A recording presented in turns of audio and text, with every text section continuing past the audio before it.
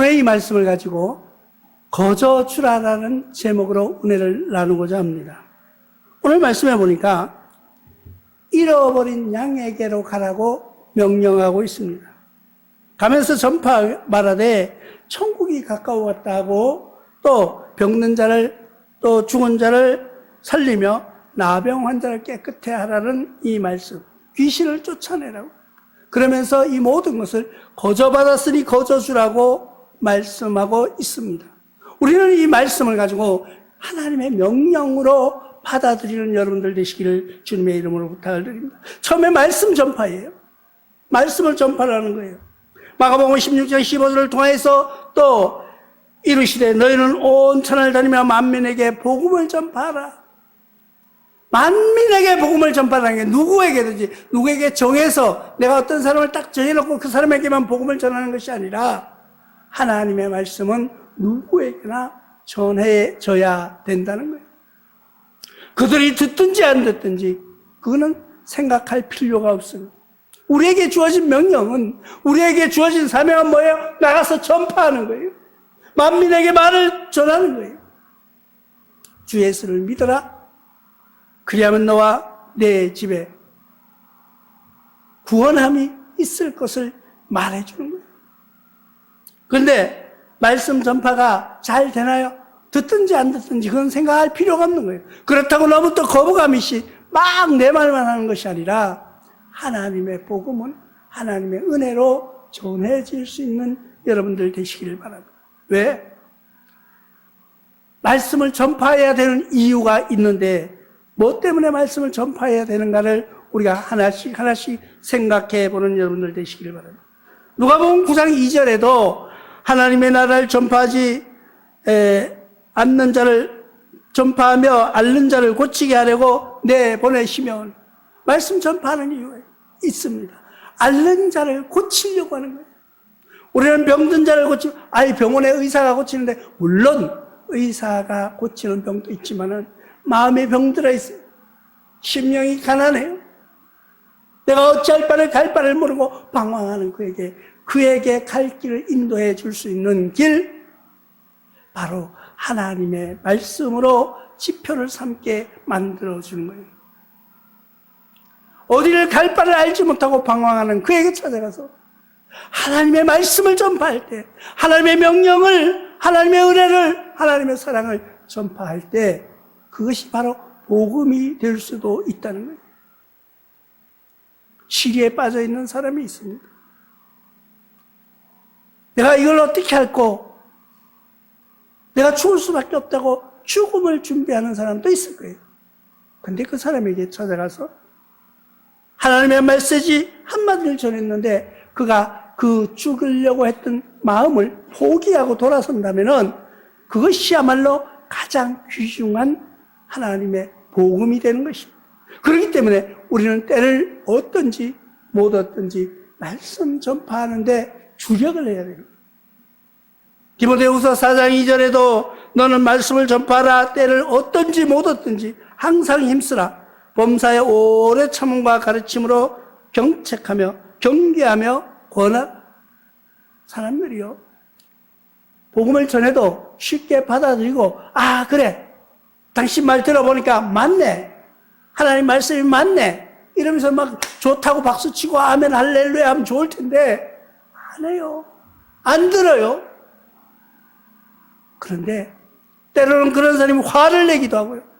때로는 그런 사람이 분내면서 소리치며 다시는 내 앞에 나타나지 말라고 외치는 사람도 있다는 거예요. 그러나 그들을 경책하거나 그들에게 나의 분을 내지 말고 오래 참으라는 거예요. 참으라.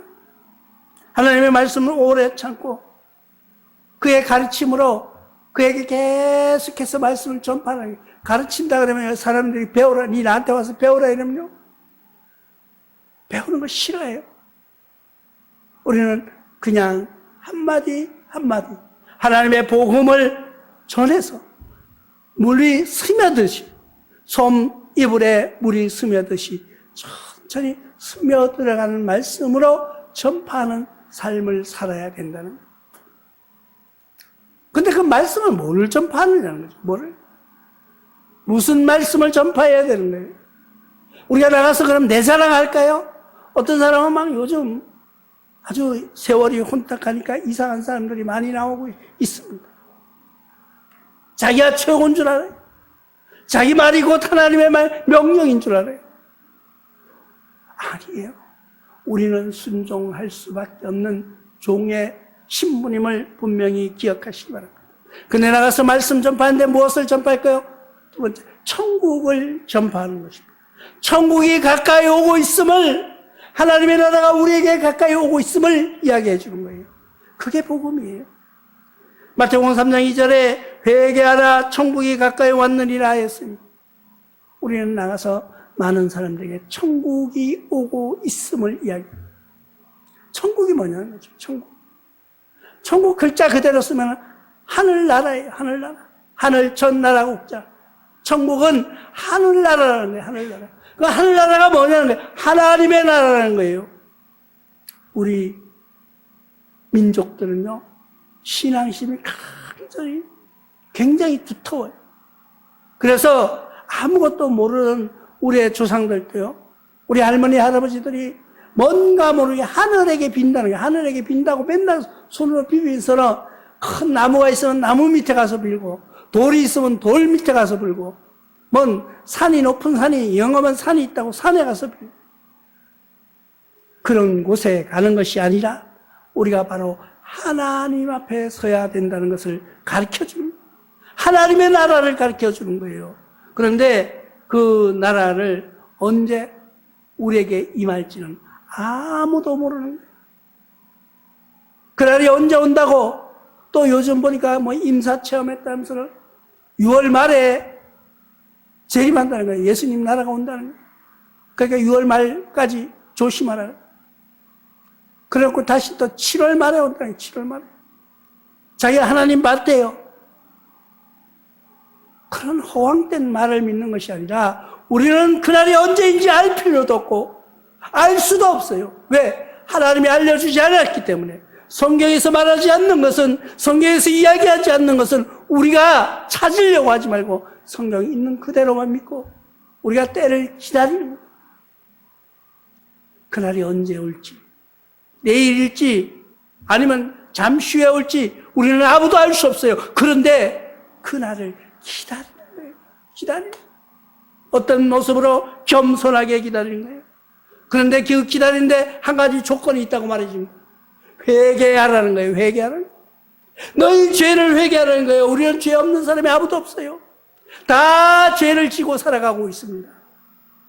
지금도 우리가 하나님의 말씀을 증거하고 하나님 앞에서 찬양을 하고 하나님의 앞에 기도를 올려드리면서 내가 거룩한 척하지만은 그 중심 속에는 죄악으로 가득 차 있다는 것을 기억하시기 바랍니다. 그러면 우리가 어떻게 해요? 그 죄를 씻어버리려고, 그 죄 가운데 삶 속에서 헤어나오려고 우리는 노력하고, 그 노력의 대가가 뭐예요? 노력하는 증거가 뭐예요? 하나님 앞에 기도하는 거예요. 하나님 앞에 찬양하는 거예요. 하나님의 말씀을 경청하는 거예요.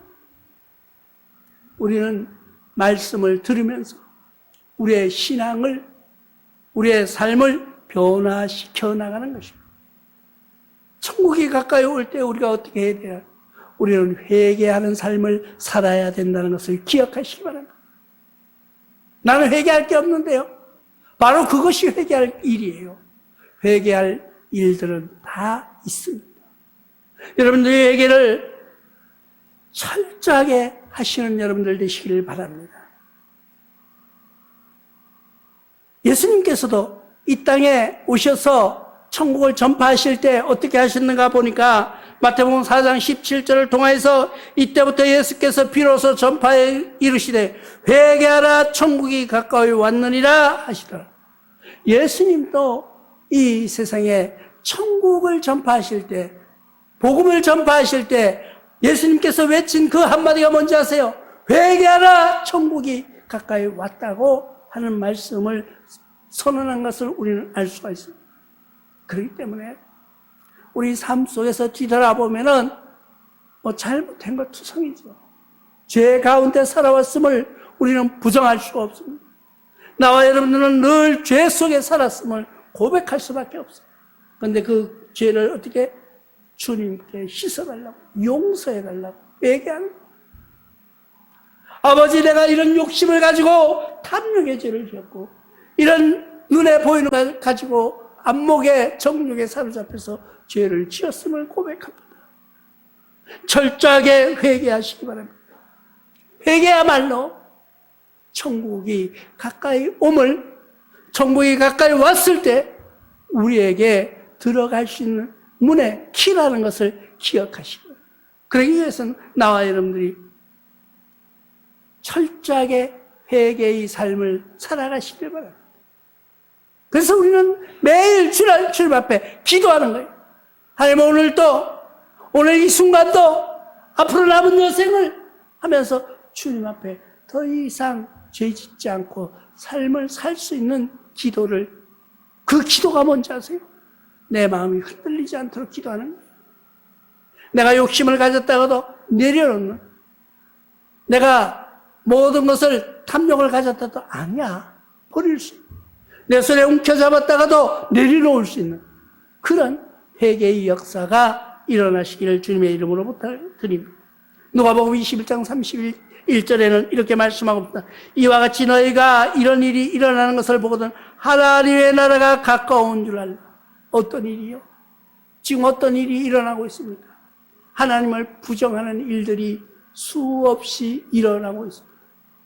동성애자를 찬양하고요, 내가 정체성이 혼란이 와요. 내가 남자인지 여자인지 분간을 할 수 모르는 그런 시대가 오고 있음을 우리는 기억해야 됩니다.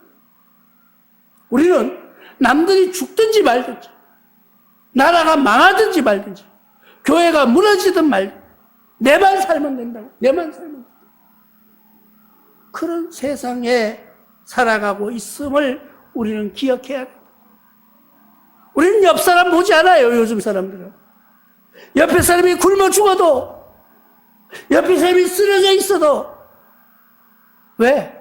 그 사람 잘못 건드렸다가 잘못하면은 옛 어른들의 말씀에 물에 빠진 놈 건져놓으니까 보따리 내놓으라 한다는 식으로 잘못 건드리면 내가 손해볼까봐 멀리 서서 보거나 그냥 구경만 하고 있거나, 아니면은 좀 착한 분들은 전화를 해서 119나 이렇게 신고하는 사람들이 있습니다.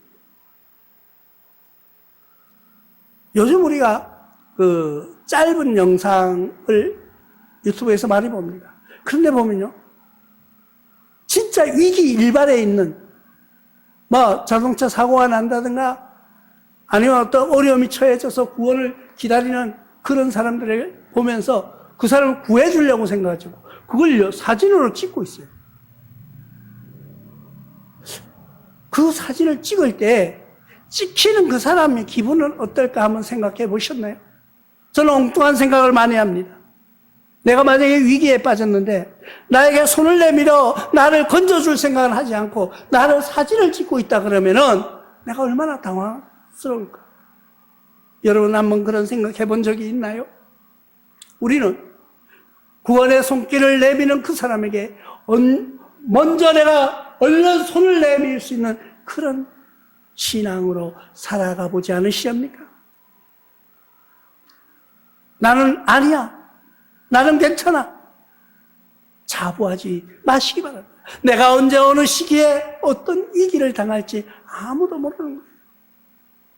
그때 하나님만이 우리를 구원해 주실 수 있는데, 그런 하나님을 한번 전심으로 믿어보지 않으시렵니까? 우리가 천국에 가까웠음을 선포할 때에 어떤 일이 일어나는 거예요? 우리가 말씀을 전파하고 천국을 전파했더니 우리에게 어떤 능력이 일어났는가 보니까 귀신을 내어 쫓고 아픈 병든 자를, 귀신 들린 자를, 심한 고통을 받는 자를 손을 얹고 기도했더니 그 악령이 떠나가고 그 병이 낫고 그 심령이 평안해지는 역사가 일어나고 있습니다. 마태복음 15장 28절에 이에 예수께서 대답하여 이르시되 여자여 내 믿음이 크도다, 내 소원대로 되리라 하시니 그때부터 그 딸이 나으니라. 이 말씀은 뭐예요? 예수님이 제자들과 이야기하고 있는데 한 여자가 와서 살려달라고, 자기를 위해서 기도해달라고, 자기 병을 고쳐달라고 예수님에게 찾아온 여인이 한 사람이 있었어요. 근데 예수님께서 그에게 뭐라고 말씀하십니까? 아니, 그냥 예수님 찾아왔으면 얼른 그래 앉아 따라 하고 기도해 줬으면 얼른 낫고 잘됐다 가라 이랬으면 될 텐데 예수님께서는 그러지 않았어요. 누가 네가 나한테 와서 누가 너더러 기도를 나보고 해달라 하라고 하더냐고 책망합니다. 그리고 예수님께서는 이렇게 말씀하십니다. 나는 나의 제자들, 나의 사랑하는 백성을 위하지 이방인이 너에게 온 것이 아니라고 말씀합니다. 근데 그 말씀이 얼마나 냉정해요. 얼마나 예수님으로는 상상하실 수 없는 말씀을 하셨을까요?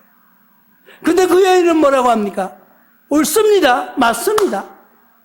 그런데 예수님 생각해 보십시오. 개도 주인의 상에서 떨어지는 부스러기를 먹고 삽니다. 개도 주인집에서 주는 밥을 먹고 삽니다. 그렇게 고백합니다. 이 모습을 볼 때 우리는 뭘 느낍니까? 우리는 조금만 누가 나한테 나쁜 소리 하면요, 그냥 버럭 화를 내고요. 싸우려고 하고요. 누가 뭔가를 나한테 조금만 상처나는 말로 나에게 공격하면은 그냥 어떻게 저 녀석을 공격할까 하고 그렇게 분노하고 있지는 않습니까? 뭐 다른 사람이 아니고 그게 저예요. 내 모습이라는 것을 우리가 고백합니다. 그런데 그 여인은 그렇지 않았어요. 맞습니다. 예수님 말씀 맞습니다. 그런데 예수님 제자, 예수님의 나라 백성만이 아니라 개처럼 여기는 저희들도 그 부스러기라도 먹게 해달라는 거예요. 부스러기라도. 간절한 그에게 예수님께서 그를 고쳐주신 그 모습입니다. 우리는 부스러기가 우리에게 떨어질지라도 우리가 고침을 받는 이 여인의 모습을 보면서 악령이 추방되어 가는 건 모습으로 그 믿음 속에서 우리는 그가 극복한 승리라는 것을 우리는 알 수가 있습니다. 그렇기 때문에 나와 여러분들도 그런 이방인 여인처럼 극복할 수 있는 신앙이 있습니다. 그럴 때 그런 열매가 맺히는 거예요. 그럴 때 우리에게 내가 겸손하고 낮아질 때, 내가 성령님을 나의 구주로 받아들이고 예수 그리스도를 나의 구주로 믿을 때 그런 역사가 일어나는데, 어떤 역사가 일어나는가 볼까? 마가복음 1장 26절 통하여서 더러운 귀신이 그 사람에게 경련을 일으켜 큰 소리를 지르며 나오는지라. 기도할 때에 귀신이 나가는 역사가 일어난다는 거예요. 심지어는 사람들이 바울의 몸에 손수건이나 앞치마를 가져다가 병든 사람에게 얹으면 그 병이 떠나고 악기도 나가더라. 사도행전 19장 12절 말씀입니다. 이 예수의 제자들도 나아가서 자기가 직접 기도하지 않았어요. 자기 손수건, 자기 앞치마, 자기의 모든 볼펜이라도 갖다가 그 사람 손에 놓으면은 병이 떠나가는 역사가 일어났다는 거예요. 그런 역사가 안 일어날까요? 지금은 안 일어나나요? 지금 또 일어나고 있습니다.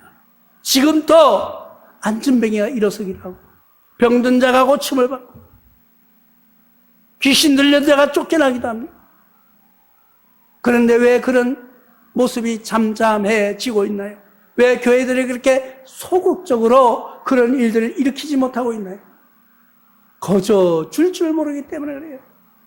그 모든 은혜와 사랑과 그의 권능과 능력은 하나님께서 은혜로 주신 우리에게 선물로 주셨어요. 뭘로요? 복음을 전파하기 위해서, 뭘로요? 천국이 가까웠음을 알려주기 위해서 그런 은사를 주셨는데, 그런 은사를 가진 분들이 어떻게 했나요? 다 돈을 내라고 요구했다는 것을 우리는 알고 있습니다. 어느 한 사람도, 병고침을 받은 그 한 사람도 말로는 거룩하게 하나님 앞에 드리라고 했지만은 그 기도한 대가, 그 능력이 일어난 대가를 돈으로 다 환산했다는 것을 우리는 알 수가 있습니다. 우리는 어떻게 해야 돼요? 거저줄 줄 아는 여러분들 되시길 바랍니다. 그런 능력이 나와 여러분들에게 임하였을 때, 그런 은혜가 우리에게 폭포수처럼 쏟아질 때, 돈 받고 파는 것이 아니라 거저주고, 하나님 말씀 거저받았으니까 거저 전하는, 하나님의 은혜를 거저받았으니까 거저 전하는 그런 여러분들이 그 전함 속에서 무엇을 전파해야 됩니까? 말씀을 전파하고 천국이 가까워왔음을 우리가 전파하는 승리의 삶을 살아나가는 여러분들 되시길 주님의 이름으로 축원합니다.